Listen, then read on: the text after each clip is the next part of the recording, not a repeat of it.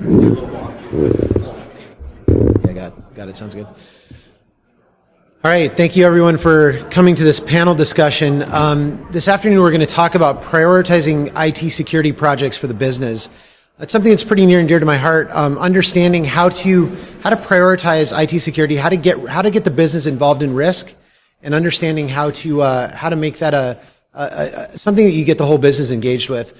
The moderator this afternoon is Steve Barone. He's the Chief Executive Officer for CBI, which is a cybersecurity risk management company. And Steve Barone.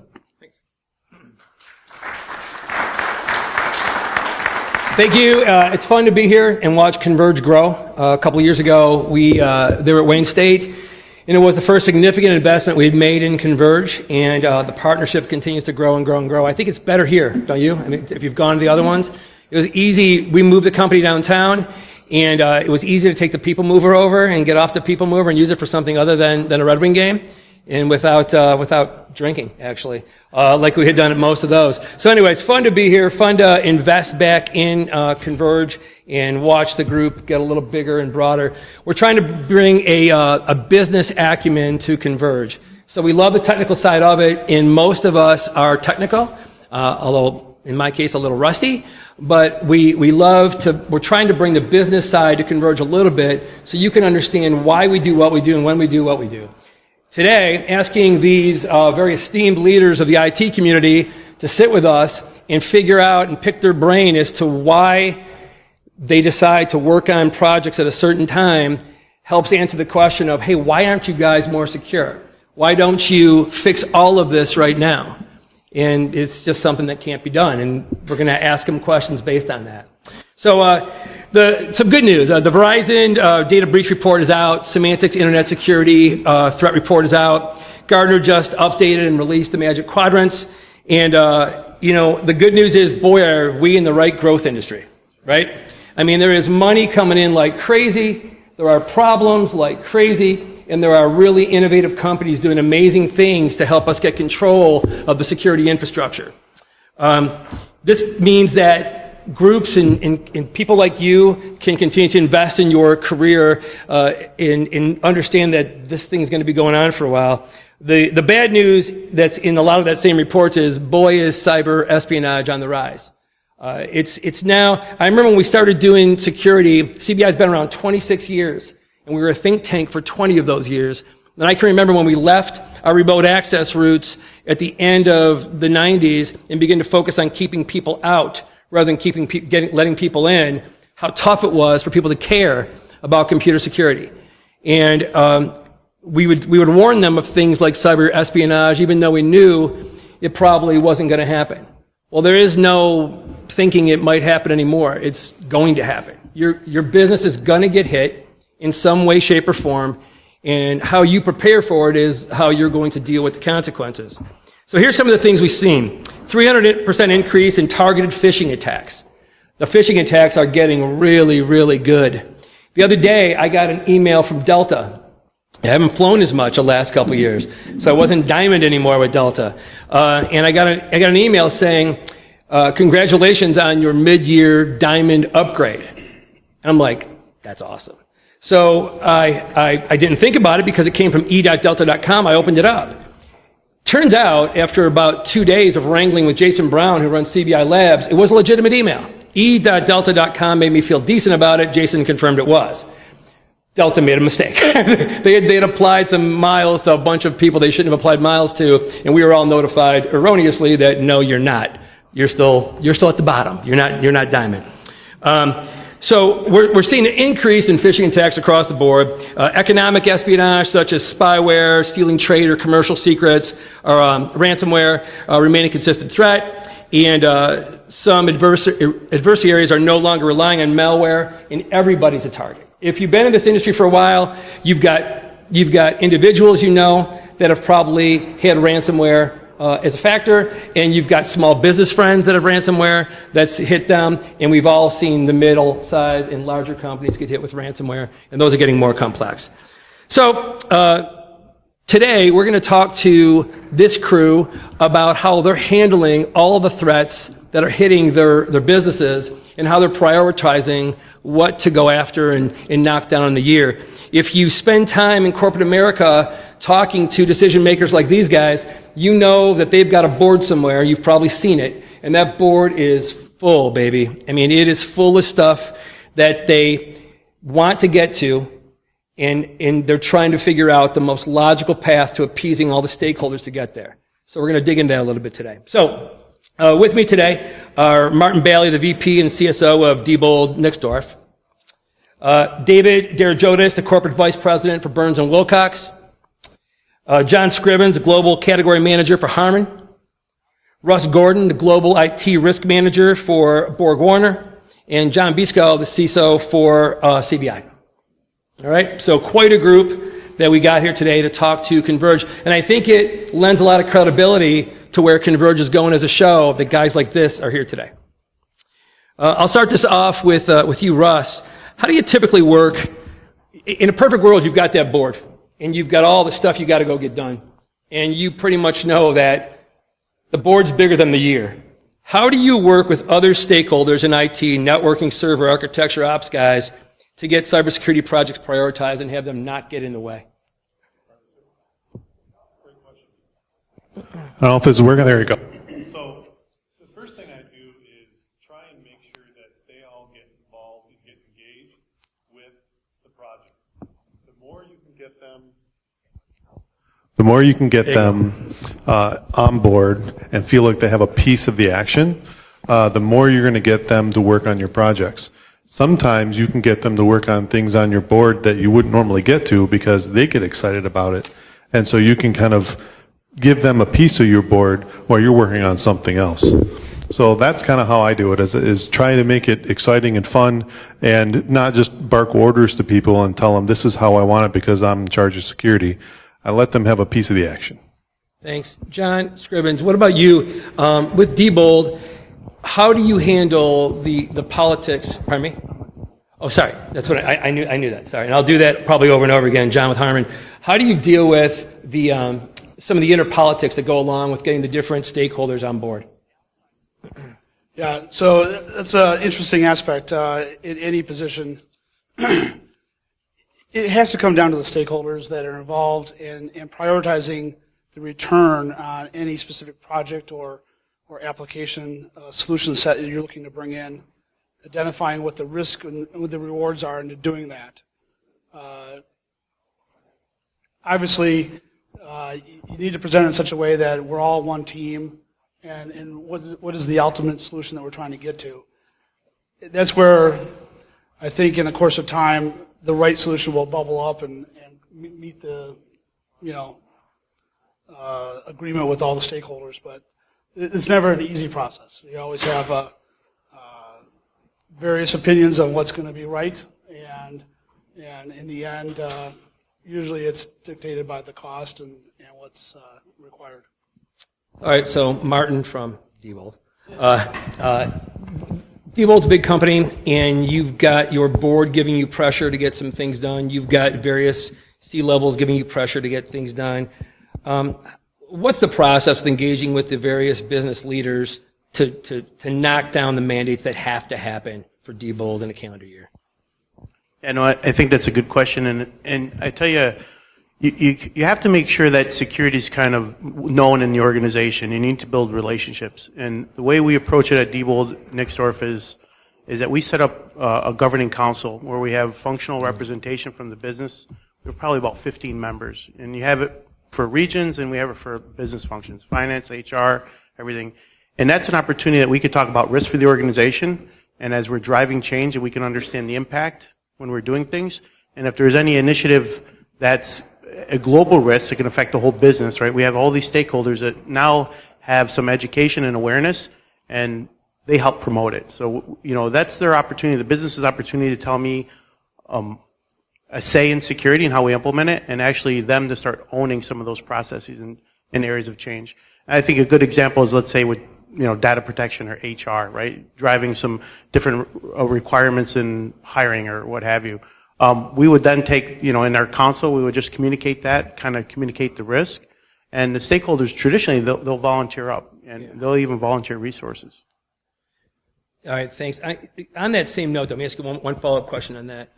How much of a hindrance is existing infrastructure to you getting things done? And what I mean by that is you've got these stakeholders now, you get them aboard, and we see big picture items affecting security across the spectrum. We all want to go after them. You've been at Diebold now for how long? 7 months. 7 months. So how much of a problem in terms of getting what you want to get done is the existing infrastructure you take on? So if I understand correctly, you're saying the challenge of getting initiatives completed, right? Mm-hmm. And I tell you that it's tricky because it depends what's going on in your business, right? Because you have business objectives that are highest priority, right? And kind of we had these guiding priorities, my team. It's to support the business. Second one is integration. And the third is to deliver to our roadmap and goals, meaning the business always comes first, right? Mm-hmm. So it's really mapped to kind of where the business is going, what initiatives are driving. Us is right now it's transformation, right? We're taking from a traditional ATM point of sale business to more software and services. So anything that's related to those big initiatives, if there's security drivers or security need to be involved, we're putting more so resources and effort in those initiatives because the business sees the return and we build better relationships with the business. Yeah, good. So, thank you. And I think what your question is really is when you have an initiative, let's say rolling out some system or doing something, a lot of times, you're not going to deliver to your timeline, right? We're almost always late, right? Because there's always things that come up. And I think the key is not losing sight of it. You always have to come back and finish it. A lot of the tools in our portfolio only implemented like 40% of what capabilities they have. We always jump to the next tool. So we have to have a mechanism to come back and finish up. I mean, that's a great point. David, let me ask you a little bit different role there. Coming from Burns & Wilcox, a major player on the insurance side, you see third-party risk in a huge way. And Burns & Wilcox is being asked to be an aggregator, if I understand it completely right, and I don't, but an aggregator for cyber insurance for many of them. So you're privy to a lot of the third-party companies out there that have all these issues. What's the most prevalent issue you see with regards to cyber insurance right now and what you see from security infrastructure from these smaller companies? The biggest thing is there's a lack of understanding of what a cyber insurance policy can do. I think if you look in the news, there's constant media attention, as everybody knows. But a lot of people think it's a hacker breaking into a company, and somebody may be getting sued from a bank or some type of class action. We saw with Home Depot just recently the class action lawsuit that was brought against them from all of the banks totaled nearly $30 million. They also had a derivative lawsuit as well that would hit the D&O insurance. But cyber insurance opens up an entire new opportunity to the IT department, to helping the budget of every single organization that's out there. Cybersecurity insurance can provide resources to the IT department if there is a breach. So in addition to just writing the check for a ransomware attack, it will pay to have somebody come in and restore the data, restore the system. It will pay IT overtime cost in the event of a data breach. It will pay for leased space if you have to bring in new servers or if you have to go to another location to try to restore your operations. It does so much more than most organizations realize, and having that type of insurance in place allows every organization to have a buffer so that they can reallocate their budget for projects for cybersecurity internally. So that if something does happen, the cyber insurance policy is going to allow other resources, other vendors to come in and help mitigate the situation. I asked the others on the panel, how are you getting affected by mandates regarding cyber insurance internally? Are you getting pushed down from anywhere that the board or executives are worried about your posture for cyber insurance, and is that part of your day-to-day? Anybody?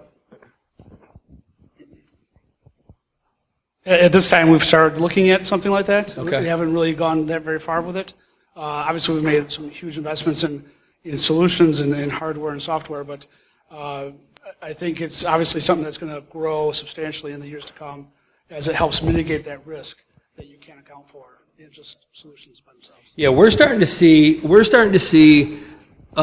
banks not willing to loan money unless you get to a certain cyber rating position.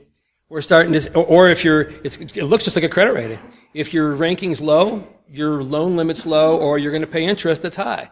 We're starting to see it in the insurance sector where they're coming back to us and saying, hey, these guys want cyber insurance, but can you tell us how their infrastructure looks? And if it's this level, maybe. And if it's this level, maybe with some money. And if it's this level, yeah, you look great. And it started off as a smaller business thing, but we're seeing it moving upwards now and affecting the bigger boys and the bigger players. So that's interesting. Thanks for the feedback on that. Going back to you, Russ, take 2 minutes to talk about how your business currently looks at IT security projects prioritized into the overall spend. So we do a analysis every year, enterprise risk management, that encompasses more than just IT, but a big part of it is IT. And we look at where our risks are, and we focus on that with those risks, and we kind of look at kind of a roadmap where we like to take things, and we do it over a 3-year period, because I think anything over 3 years, you kind of need to reevaluate because the technology and then the risks change so often. But we do a risk analysis over about 3 years, and we look where our risks are, and we kind of put forth those risks, regardless of cost. We put forth what those risks are. And then once we take that to the executive board, the C-level, we kind of, I wouldn't say scare them, but we kind of let them know of what risks they have. They don't want to be the next people, the next company that's in the Wall Street Journal, complaining that they were hacked. So they find a way to spend the money and give us the money. And it's for us, it's never been a problem or my problem getting dollars for projects. For me, it's resources.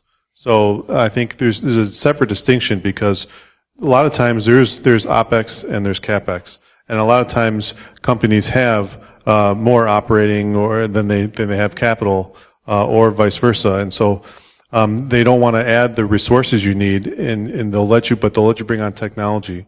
Eventually, you're going to need to bring on people to work those programs, but we kind of, like I said, after we do that risk analysis and we find the right tools and hopefully we have the right resources for it, and then we take a look at what the normal IT spend is, the IT budget, and we look at, we try to stay industry average, probably about 1 to 2% of the total IT spend is on security. Martin, can I ask you the same question? So it's exactly what Russ was saying, and we use a number of different inputs, right? One is really kind of where threats are going in our vertical, right? And then we look at what specific projects or technologies, what demands we're getting from the business, right? And what are really mapped up to the strategic roadmap of the business. Those are a couple inputs we look at. And also the risk assessment, which is really important. And then I think a fourth input that we look at is what tools are in our portfolio that aren't working, that aren't delivering, that we already put enough investment in, and that we have to sundown, because it's that life cycle management of those things, because they still reside, right? And there's still some effort to maintain them, and we could increase the amount of capacity we have if we just sundown those tools that aren't effective anymore. So those are kind of the four things we look appreciate at. that. John Bisco, as we listen to the prioritized spend for security from these companies, these large companies, we know that one of the ongoing issues we're dealing with is the vetting of third-party suppliers, right? What's your opinion on the danger there and in the corporate attention and spend being placed on it? Where's that going? Well, the danger is getting much worse. As our adversaries are trying and bumping up against our defenses on the corporate side, they're finding our third parties as being that easier target to go after. I think the most prevalent and widely known example is the target breach. And so when you look at your third parties, you have to start evaluating them along the same lines that you're evaluating your own internal risk assessment. Martin mentioned his risk assessment that he performs at his organization. At my prior organization, we had the same thing. We would tier our third parties. We look at all of them, from catering all the way up through our core service providers. We would look at what services they're providing to us, and we would risk rank them. We would have different levels and gates of analysis that we would do based on the service they were providing to us, the impact that it would have to us in case something happens. So I think we're seeing more and more of that, and I think that's the direction that we're going to continue to go down. As we reinforce ourselves, we've got to start pushing some of that risk analysis back on our providers. John Scrivens, how does that affect you? You've got, not only does Harman have a lot of suppliers, you just went through a massive acquisition, and you're dealing with that now on a global scale that's even bigger than it was before. How much of a problem is that? I think it's more of a problem with just processing the sheer number of suppliers that we have and identifying what those risks might be. For me, it's about aligning with the best suppliers in each expertise of a specific area. Because when you start getting off that road, you just don't know what you're getting into. So really, I try to focus on the name brands, the ones that are in the Gardner reports, the Forrester reports, and the ones that someone has brought in through some division or some small spend. We try to pull those out and consolidate away from them. Dave, let me ask you the same question. So you're insuring these companies, and third party, you can insure all day long, and without a verification process or name brand is good, but Target used name brand people, and Target, an HVAC company came in and created all the damage. What are you doing with regards to third party verification and third party quality, I guess, of security infrastructures out there?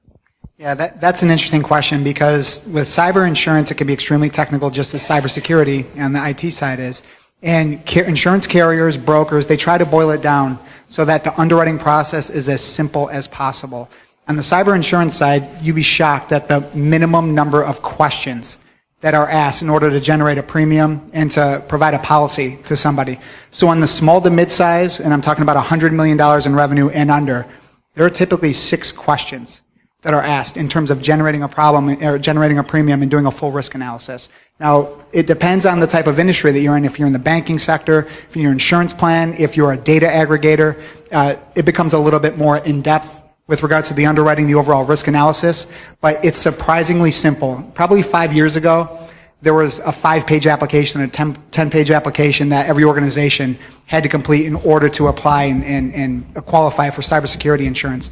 But now it's been boiled down to 1 page, 6 questions, and the brokers that really focus on it, the insurance companies that really focus on it, they've brought it down to a science. So the amount of evaluation is very limited when it comes to providing a premium on those small to mid-sized organizations. Yeah, it's pretty much the honor system, isn't it? It almost is the honor system. I just heard today, by the way, the Q line is going to be based on the honor system. Did you see that? You're going to buy a ticket, and they're not going to take the ticket, but they're going to randomly check for tickets. Let's see how that works out, right? Let's see how that works after the course of about a month or so. But Steve, if I can just add this is what I'll say. Insurance companies are starving for information, for actuarial data, because relatively speaking, on the insurance side, cyber insurance is a very young product compared to other property and casualty lines. So insurance companies are looking to have more robust data that they can use to properly evaluate and assign the right premium with the risk. That's something that everybody's working on right now.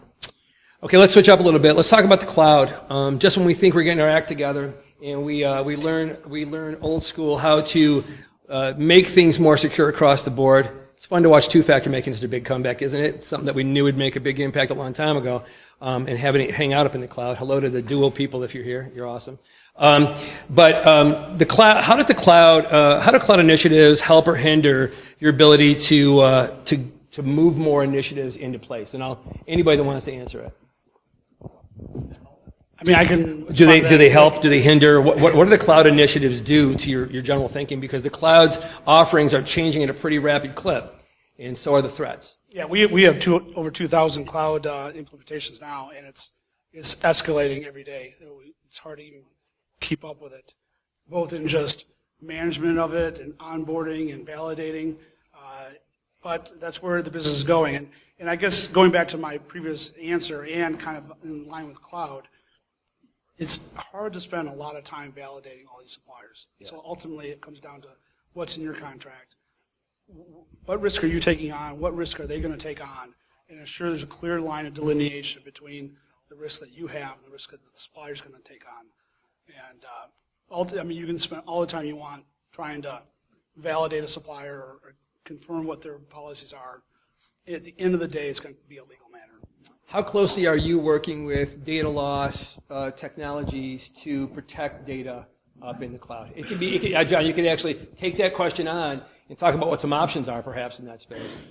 Well, I think just to step back on John, and I'll hit on the DLP side, but what the cloud has provided is the ability for the business lines themselves to go out and find their own IT solutions. The term shadow IT has really come about because of the whole migration to the cloud. And going back to, I think, something Martin said very early on, the role of the security officer, the security manager, is to foster relationships with those lines of businesses. Make sure that you're in and you have that good relationship working with them so that you understand what their priorities are. If it's not a solution that's going to be delivered by IT, but instead they're going to go out and find it on their own, make sure that you're partnering with them so that you can be part of that risk analysis phase, even if they're going directly to the cloud. As far as the DLP comes with, you start with contracts, you start figuring out and making sure you know up front what information are you taking. I remember back to an early cloud initiative I had at my previous employer, and reviewing the data feed that they were going to be getting from us, they were getting all kinds of information that had nothing to do with the actual service that they're providing to us. It was just part of the core dump that was coming out of the original system, and it was just easier. Instead of paring that down, instead of reducing the amount of fields that we were sending, they just took it all. So I'd say start first and foremost with making sure you understand what is it that you're giving up to that cloud provider, and then you go with the rest of that risk assessment process of validating what they're doing with it. Everybody's today, I don't know if we've surrendered to the point where we come from an environment where data used to be in one place, and then data was on a desktop in a file server, and then file servers, and then data was on laptops and such. And now data's everywhere. Data's absolutely everywhere. We've tried every trick in the book to make sure we lock data in, but because of the cloud initiatives and because of things as simple as Dropbox and the different ways email can beat various systems, we've got data all over the place. How much of that is a problem for you right now? Anybody here on the board, and what are you doing about it? I can say that's actually a huge problem, and one of the things that does keep me up at night, because at the end, it is all about the data and where it is. With the consumerization of IT, all the different technologies, Internet of Things, you can't keep your data in one place. It's everywhere. And so you have to prioritize what that data is, where your crown jewels are, and put some rules around it. Maybe not everything that you have is going to go into the cloud. Maybe some things you have to ring fence and mandate that it stays in-house. Or you put technologies around it that either help you put a wrapper around it so you can keep control of who's reading it, who's printing it, who's copying it, and who, otherwise, if you're just throwing everything out there, you can't, once it leaves your perimeter, you're done. You can't control it. So cloud is actually changing the way we do security at our company. Like I said, every 3 years we kind of reevaluate what we're doing. Well, now because of cloud and because of the say millennial workforce that we're now gathering, people don't want to work traditionally anymore. They don't want to stay in the office and work. They want to work from home. They want to work from Starbucks. And so we have to start putting security at the data level and at the endpoint level, because we can't put it at the perimeter level anymore because people are not staying in one place. That's exactly right. Martin, I know you wanted to answer this, right? With data protection, to be honest, right, you really have to look at data classification. What's the value of the data? What's the impact to the business if it's in the wrong hands? And once you get that, because you understand, you have to understand the workflow. Where does that data need to reside? Because we focus a lot in like data in transit and data at rest, but the problem is that data goes outside our managed devices, right? It's going to go on a home PC, on a mobile phone, sent through email, and areas that we don't manage. So I think a lot of people talk about DLP, but I think that's going to evolve into more of like a DRM or IRM solution, where the actual data itself is going to be encrypted and wrapped, and you're going to need to have the right type of keys to access it at all times, right? And I think that's where it's going to change into, because with DLP, you can get some rule sets and understand. You really need to know the business process to know what rules. Can you send this email out? Is this technician allowed to put that on a USB or not, right? There's always going to be deviations. So really, I think the future is encrypting everything, and if you're an employee, you'll have access to it, and then you'll start shrinking pockets. Say finance can access finance data, engineering can access engineering data. So I think that's where we're going to evolve to, probably real soon here.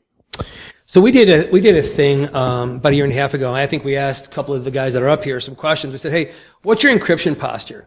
What are you doing as a company? What's it look like from cradle to grave? Can you explain it to me? And I was surprised, but then again, not surprised because of how busy we all are, how everybody had a grasp on encryption in pockets in the company, but not an encryption picture overall.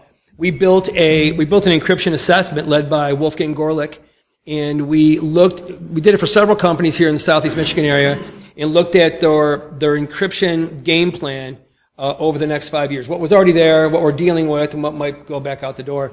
And everybody wants it, but everybody also understands the complexity of it. And nobody wants to be the guy to put the end user in a position where they're inconvenienced, perhaps, with all the complexities behind encryption. So we know it's a big play, and we talked to all Gemalto and Duo and PKware and a lot of the guys that are doing some funky, cool encryption plays.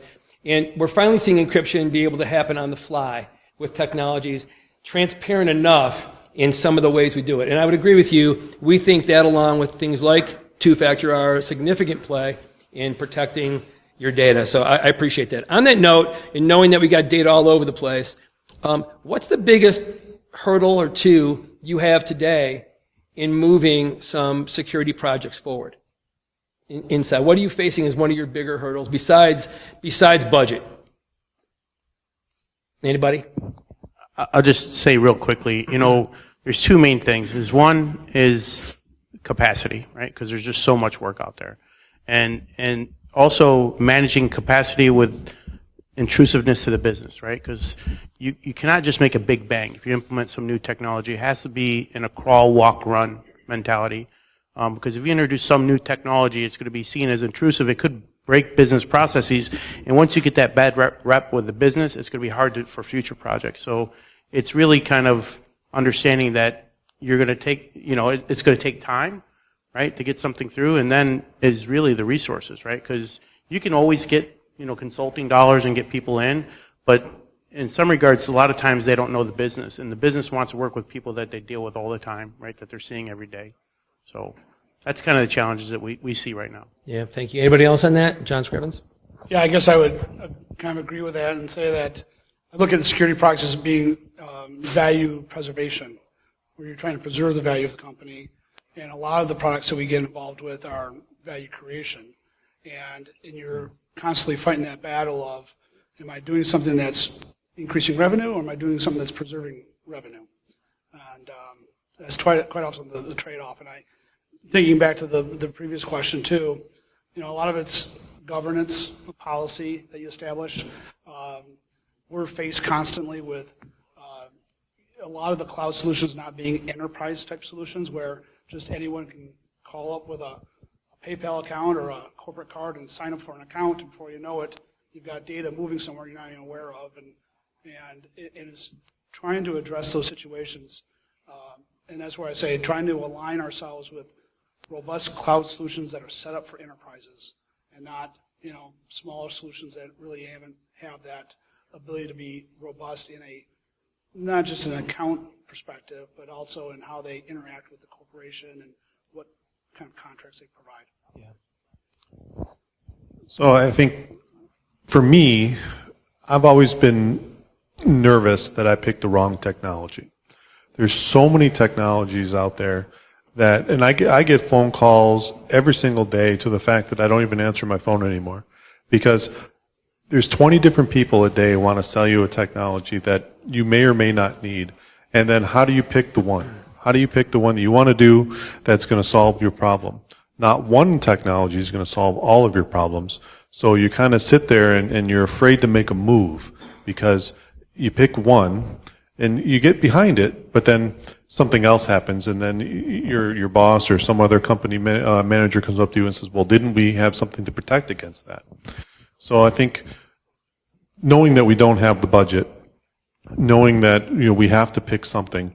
I think you mentioned earlier that you look at the Gartners and things like that in the upper right quadrants.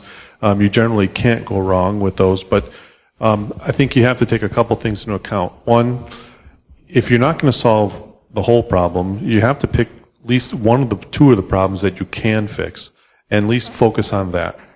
After you do that, and then you have to reevaluate and see what's the next project that I'm going to work on. But knowing you're not going to hit a home run or hit it out of the park with the first project and spend the only spend that you have, it's a continual effort, and you have to reevaluate.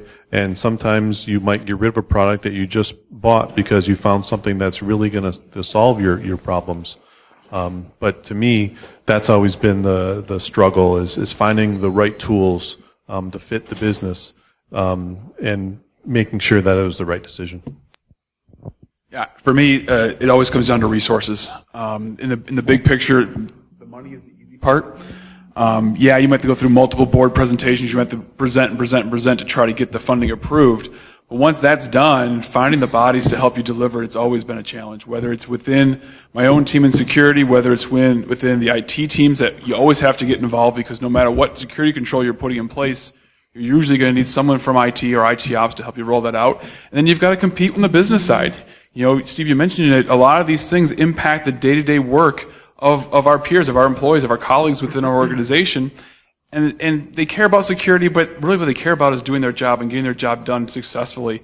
And the whatever change we're trying to put in is going to disrupt their day. And we're being viewed as someone who's making their lives more difficult. So we're competing for their mind share to make sure that they're listening to our education, listening to our training, and getting them involved to buy in and actually changing their behavior to do it the way that we're asking them to. So for me, it's always been about resource and getting their attention.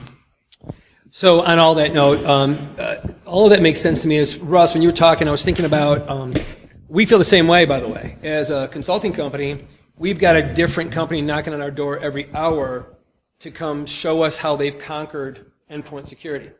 And we do what you do. We look at a Gartner Magic Quadrant and say, well, no one's going to get fired for looking at the products up here. And then we begin to look at their investment in long-term planning and say, hey, is this worth a spin to put it back to John's group, back to Jason's group, to go do a deep dive eval on it for 90 to 180 days. How important right now for anybody up here is, how difficult is it for a smaller vendor or a new start that's a single product vendor to crack your company when consolidation of vendors in this world we're talking about is a better way if you can trust the data. So, for example, and I'll give you a couple examples. Tanium and CrowdStrike and others have come after the endpoint the last couple of years very aggressively with solid products. But when you're with one of the stalwarts, you've got a comprehensive platform and more of a single throat to choke. How much of a factor is that as you're buying? For us, like you said, you're never going to get fired for looking at the top right, but it really depends on the risk that you're facing, or that we're facing. If we're willing to take a chance, say on a smaller company, smaller play, they have to solve the problem first and foremost. And for me, I need to get information from, say, other companies that they've delivered work to make sure that they've said they do what they say they can do. I'm a little nervous working with those first startups. Working in manufacturing, from a security standpoint, we're never going to be on the bleeding edge of security. So generally, we're not working with those first early startups trying to prove a technology. We're going to always go with something tried and true. So for me, it's hard to get the small newcomers involved. Thank you. We deal a lot with small newcomers. I rely a lot on CBI just in understanding what the secret sauce is behind the scenes a lot of times on some of those new ones. I look at the security layer as various layers. We rely on the larger players to answer, probably a big portion of that space. But then there's always areas where a small player will come in and do something new, something different that can add value. And that's really what it comes down to. Can they come in, provide for, a reasonable value, some level of protection or security in an area that we're missing. Thank you. I'd just like to add, I think, traditionally if you look at companies, we used to rely heavily on procurement. In a sense, they would do some type of assessment on a vendor, right? Look at the financials, look at longevity of the company, right? All these different things before you can be considered to do business. I think that's opened up a lot. And when you think about all the big players in the market today and how they're buying these startups, and you see like some, I don't want to pick at a vendor because I don't want to get in trouble, but if they buy something and now they want to sell it to you, right? And then it didn't work out after 3 years, and then you made an investment, and then it didn't work out, and they're no longer developing and maintaining that service. And that happens so much, and that's from the big players, right? So I think for me, as our businesses are being driven to transform with digitalization and things, fail fast, that we're more open to look at those small guys, get in early because they could be the next big thing. And we want to get in at a competitive price early on and kind of lock in, right? So we're really looking at smaller companies, and allowing them an opportunity to come and talk with us.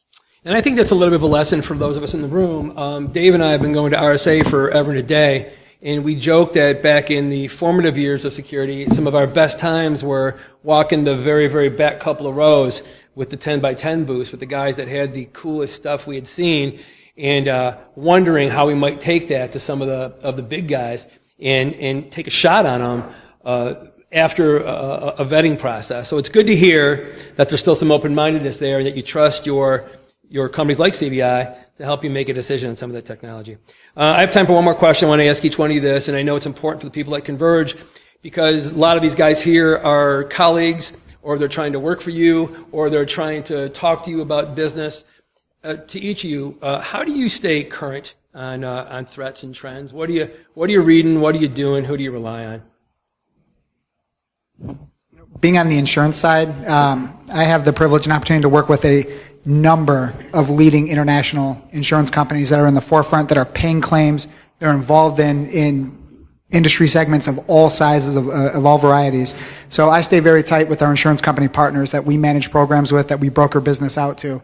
So being in the know with them on claims, on the data, types of losses that they're seeing, how their policy is responding, that's how I stay in the know.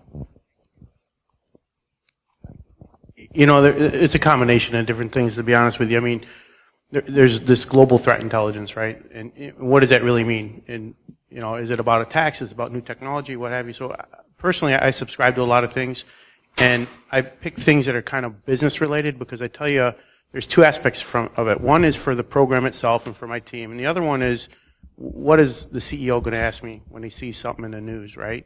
Do we have protection for this, or are we doing something for that? So, I spend a good portion of my mornings, to be honest with you, first hours kind of going through everything that's kind of in the news, early in the morning, like 4 a.m. Because when I come in, I want to make sure I don't get blindsided. And then from a technical perspective, there's partnerships with like CBI and other people that kind of introduce new things. The partners that we do have, like if it's Manic or someone else, we kind of say, hey, we get the executives in, we want to talk with them. What's your strategic roadmap, right? Where do you see this product coming in? Where is it going to be at the end of the year? What new technology and functionality? And where does it line up with our roadmap and capabilities we want to offer? I just want to make a quick comment, and that is, if you get up early in the morning and make friends with partners on LinkedIn, that's how I stay current. I'm looking At 4 a.m. That's right. Anybody else? John or Russ? Yeah, I think it's a matter of perspective, and I think there's always the reading that you can do. Is companies like CBI that can add some insight. There's even your own suppliers that have a lot of wisdom in what they do, and so it's a matter of bringing all those perspectives together and kind of formulating your own opinion of how that's going to affect your company. You kind of have to be well-rounded in your reading. You get it from all over the place, from your CNNs, from your threat reports you have from your tools. You get it from the Wall Street Journal, again, from that business side, because you will get asked from the C-suite of what's happening, because when they read it, they're generally going to have questions and they're going to come after you for the answers. So there's probably not one source of information. I do get a lot of information from security vendors, from partners such as CBI. But generally, anything big enough. I'm also a member of the partnership between corporations and the FBI, InfraGard. It's a good place, depending on what industry you're in. They send out these flash alerts for things that are going on. But generally, there's not one place. Anything big, you're going to get from many different avenues. You just have to kind of spread your reading across many different things, from security reports to just the regular news reports, and you'll generally be able to stay up on it. And then your technology vendors will keep you up on all the new, latest and greatest software and technology out there. John? And the last thing I'd add to that is don't discount your peers in the same industry. On the business side, I remember, as banks, we would compete, but within the trenches of security, within the trenches of IT, relied very heavily on the peers within our own industry, because we were seeing similar things, but from different points of view in different companies. And so we were very active in the ISAC, for example, for the financial services industry, where yeah, our brands might compete, but at the end of the day, we're all trying to protect our own companies with the similar threats. And so I spent a lot of time talking with my industry peers at the same time. You guys, the security industry is a close-knit community. We've grown from the secret in the back of the lab to now a seat at the executive table. It's taken a long time to get there. It's taken a long time to get your board and your CEO and others to care about security the way they do today. So in listening to these guys, it's just so refreshing to hear the conversation shift towards business acumen so our security leaders can get their point across in a way that's taken like you care about the health of the business rather than just pushing perhaps the old geeky agenda forward to make things more secure. To me, that's the secret sauce, because you can sit with these guys all day long, and executives all day long, and if you can't make a business case for the reason, and usually that ties right back down to dollars, these initiatives that we're talking about advancing aren't going to happen. They're going to find a way to say no. So as you get smarter at Converge and other shows, and you can bring more business acumen to the table, this agenda will move forward. I'm glad that Converge let us talk about business a little bit as this show grows up as well. So thanks a lot, and thanks to all you for coming. Thanks.